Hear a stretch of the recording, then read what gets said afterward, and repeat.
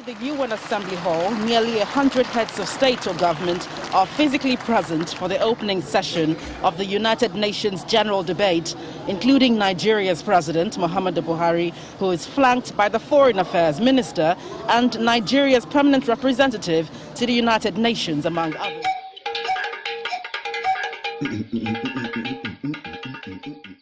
Hey, future people, I just want to bring to you the highlight that what the current president is doing may be your great-grandchildren have to be in debt all their life. I know many of you may not be aware that Buhari is about to borrow $4 billion. Yes, now everyone. Last week, President Muhammad Buhari wrote to National Assembly seeking approval to borrow $4 billion and 710 million euros from bilateral and multilateral organizations to fund the deficit in the 2021 budget.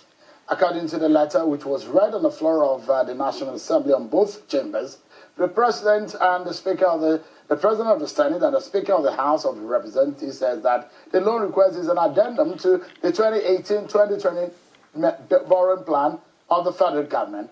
President Buhari was also seeking approval for grant components of $125 million for the That makes all total Buhari have borrowed in his regime about $45 billion. And Nigeria in general, when you look at debt management office, Nigeria as of March 31st is owing about 107 trillion naira, which is about 87 billion dollar Nigeria is owing the world.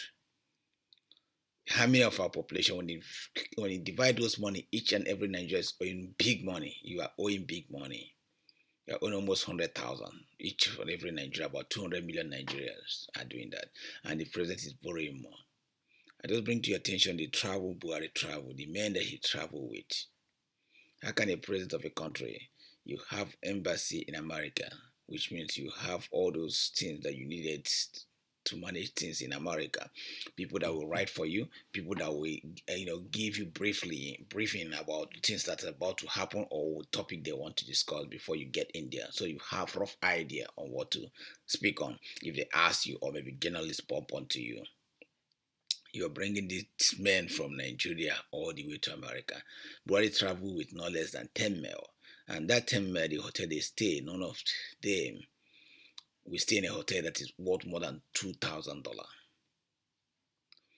and probably they spend about 10 days in this journey. All this goes to Nigerian money. The money they say they don't have and they want to borrow, that's what they are spending carelessly, wastefully. I don't know if you see this. What happened is that Nigerian president was speaking to a UN assistant secretary. He came with with the Queen of Netherlands, Her Majesty Maxima Zerigueta, on the sidelines. The two leaders discussed, among other things, the state of the nation's 4 or 5 male with one female to speak to one person. UN gave him one person. Then the next one is another representative, Queen representative. Well, Nigerian came with about 7 men just to speak with 2. You see how the Western world saved things? Like in Australia here, the Prime Minister is traveling to. He can travel maybe with 2 people. The others may be journalists that are affiliated to our broadcasts. And those journalists, the brokers pay for those people. You see? So you see how wasteful we are. The Western world, they learn how to manage everything. Because if you travel, look at even UK, Boris Johnson, if you travel with such crowd 10, then the country will ask you, what are you crazy? Because these are taxpayer people paying the money these people are going to spend carelessly. What is that you cannot, our embassy there cannot communicate? That's what they are. When any country you have embassy, you literally have your president there. They have every people that control the whole things. They pass information to you. Nigerian government carrying about 6 people to attend this. It's a big disgrace. That shows you a very low IQ. Very low, very low. So it's like, I have people say, like the Northern, when they want to vote, they say we have the numbers to always win votes. But here they're telling you quality is not quantity. Australia is about 25 to 30 million people.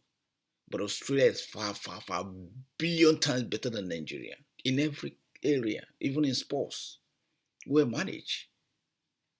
Even if there is war between Australia and Nigeria today, Australia will only use 1 week to take off Nigeria as a whole.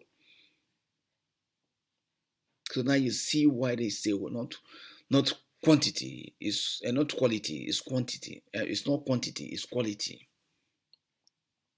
Nigerian president went there with crowd of people. All of them probably be sleeping. After this occasion, if you ask them what they do, they may not know what they say. They may not know anything.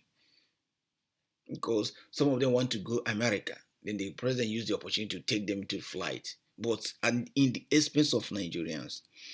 And the big shame, the House of Assembly doesn't ask. Senate doesn't ask questions. These people are wasting the money anyhow they want it. And they're borrowing. Buhari will not have less than 10 years to spend. He's leaving this money. He only have maybe 2 or 3 children. He's leaving this money for my unborn children. A lot of people unborn children, if the country still remain then. But even if it will divide. As we strive to make lives better, we must work with renewed purpose to end the conflicts that are driving so much pain and hurt around the world. We must redouble our diplomacy and commit to political negotiations, not violence, as a tool of first resort. To manage tensions around the world, we must seek a future of greater peace and security for all people. I just want to say thank you for watching Loobi. If the video you saw is okay for you guys, go to my YouTube, hit subscribe, guys. Like my Facebook page, share it around. And I want to thank those that have been supporting me, sending me some information about this.